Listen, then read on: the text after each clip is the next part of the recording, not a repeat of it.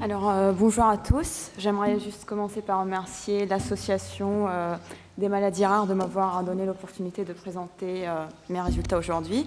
Je suis étudiante en 3e année de thèse et je travaille sous la direction du docteur Olivier Tabary dans l'équipe du professeur Ariette Corvol au Centre de recherche de Saint-Antoine.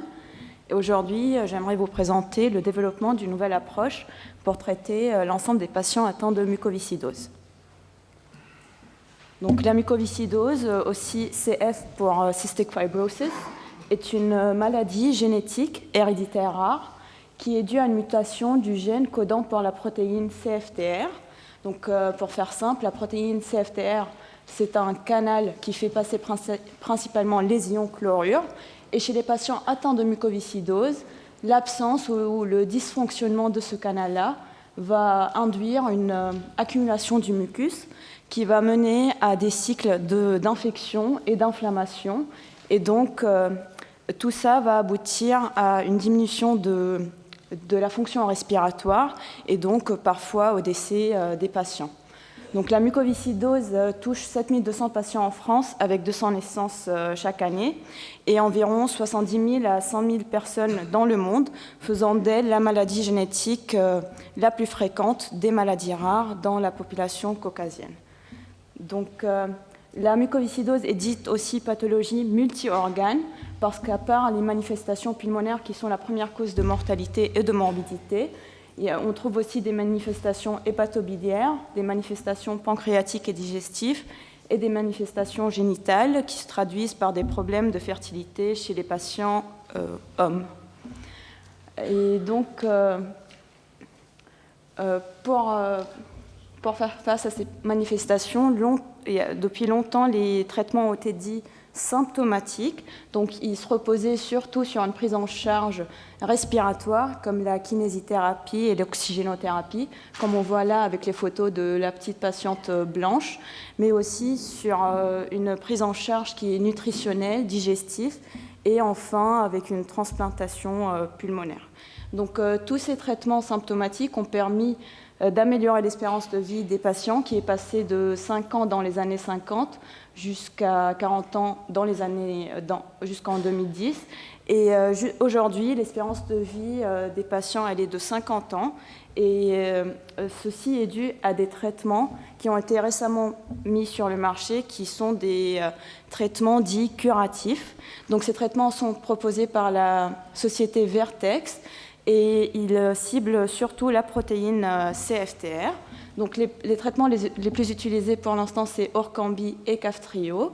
Et ces traitements, cependant, sont spécifiques à certaines classes de mutations, donc les classes allant de 2 à 6, laissant les classes 1, toujours les patients porteurs de mutations de classe 1, avec un besoin médical qui est non satisfait, parce que ces patients, vu qu'ils n'ont pas d'ARN messager ou de protéines, ils sont non éligibles parce qu'on ne peut pas cibler encore la protéine en soi.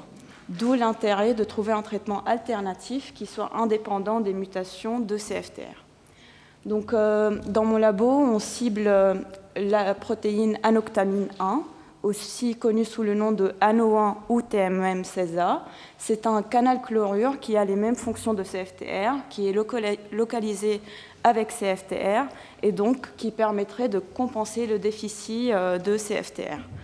Donc, cependant, ce canal-là, il a été montré que son expression et son activité étaient diminuées dans les cellules épithéliales de cellules de patients atteints de mucoviscidose. Et ceci était dû à une surexpression d'un micro-ARN, le micro-ARN 9, qui va venir se fixer sur la région 3' UTR de l'ARN messager de TMEM16A et qui va inhiber la traduction de cette protéine-là. Donc, pour pallier à cela, nous avons synthétisé un oligonucléotide antisens qu'on va nommer AZO-TMEM16A. Et cet oligonucléotide va venir se fixer sur la même région 3' UTR de l'ARN messager de TMEM16A et donc va empêcher le MIR9 de s'y lier. Et par la suite, on va pouvoir établir l'expression et l'activité du canal TMEM16A. Donc, une fois qu'on avait mis tout ça en place, l'intérêt maintenant était de déterminer les effets de l'azo-TMEM16A sur les différents paramètres dérégulés dans la mucoviscidose. Donc l'étude a été faite sur 2 axes, des études in vitro, où on avait montré, maintenant je vais vous montrer la clairance mucociliaire. Par défaut de temps, je ne peux pas tout vous montrer, mais on a pu aussi montrer qu'il n'y avait pas d'effet sur la mobilisation calcique, que c'était spécifique et qu'il n'y avait pas d'effet secondaire. Et sur un autre temps, on avait fait des études in vivo dans un cadre plus préclinique que je vais vous montrer aussi par la suite. Donc d'abord, pour regarder l'effet de l'azo-TMEM16A sur la clairance mucociliaire, donc c'est la capacité d'évacuer le mucus des voies respiratoires. Nous avons utilisé des cellules primaires de patients atteints de mucoviscidose que nous avons traitées soit avec l'azo-contrôle, soit avec l'azo-TMEM16A. Et par la suite, nous avons ajouté des billes fluorescentes sur la surface de ces cellules-là et nous les avons suivies par microscopie. Donc, ensuite, nous avons pu suivre la trajectoire de ces billes en fonction du temps. Et donc, cela nous a permis de calculer la vitesse de déplacement de ces billes, ce qui reflète là la clairance mucociliaire. Et donc, chez les patients, chez les cellules de patients qui ont des mutations de classe 2, donc là, c'est la mutation F508 qui est la mutation la plus fréquente chez les patients atteints de mucoviscidose. On voit bien que les cellules qui sont traitées avec le TMEM16A-azo montrent une meilleure vitesse de déplacement des billes par rapport aux cellules traitées par le contrôle ou même traitées par l'Orkambi, qui est l'un des traitements actuellement utilisés. Donc, on voit aussi que quand les 2 traitements sont combinés, on trouve un effet additif et donc ceci reflète une meilleure clairance mucociliaire. Ce qui était aussi plus intéressant pour nous, c'était les cellules qui portaient les mutations de classe 1 qui, pour l'instant, n'ont toujours pas de traitement et pour lesquelles donc, les traitements tels que Orkambi ne fonctionnent pas. Et chez ces cellules-là, on trouve aussi que les cellules qui sont traitées avec le TMEM16A-azo ont une meilleure vitesse de déplacement des billes et donc une meilleure clairance mucociliaire. Donc ensuite, on est passé sur des études dans un cadre plus préclinique, donc chez un modèle souris. Donc là, nous avons fait appel à une CRO, Ceris Pharma, pour faire des études de toxicité.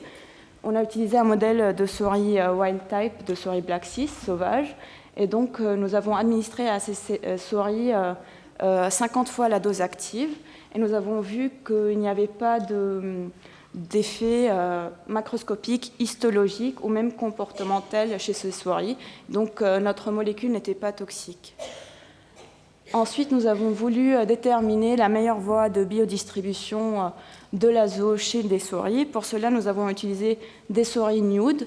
Et donc, on a administré à ces souris de l'azo fluorescent. On a mesuré la fluorescence toutes les semaines pendant 1 mois. Et donc là, je vous montre les résultats à 1 mois, à J30.